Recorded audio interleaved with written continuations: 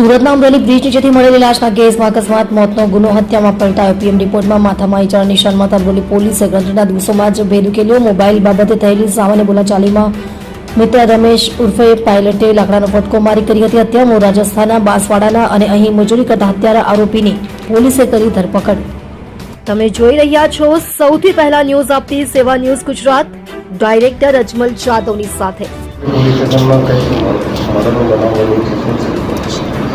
ગત તારીખ 16/5/2026ના રોજ અમરોલી પોલીસ સ્ટેશનમાં એક એડી દાખલ થઈ હતી.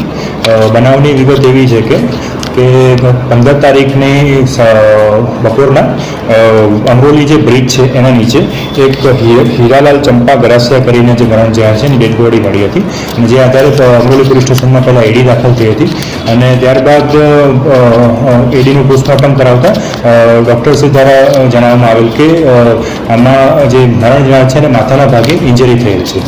જે આધારે પોલીસને સસ્પિશિયસ લાગતા પોલીસે આગળ તપાસ ચાલુ કરી હતી.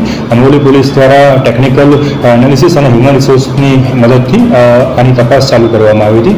જેમાં એક આરોપી જે છે રમેશ ઉર્ફે પાયલટ પારસિંગ ગરાસિયા, જેની પોલીસે કડક શબ્દોમાં પૂછપરછ કરતા જાણવા મળેલ કે આ બે વચ્ચે 15 તારીખના બપોરે મોબાઈલ બાબતે એક સામાન્ય બોલાચાલી થઈ હતી. જેમાં જે આરોપી છે એને લાકડાનો એક ફટકો મારેલો હતો મરણજયાને, જેના કારણે મરણજયાનું મૃત્યુ થયું હતું.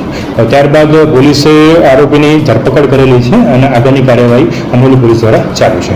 આરોપીના ઉપર પહેલાથી પણ ગુનાહિત અત્યાર સુધીની અમારી તપાસમાં કોઈ આરોપીના વિરુદ્ધમાં અત્યારે કોઈ પહેલાંના કોઈ ગુના દાખલ થયેલા નથી.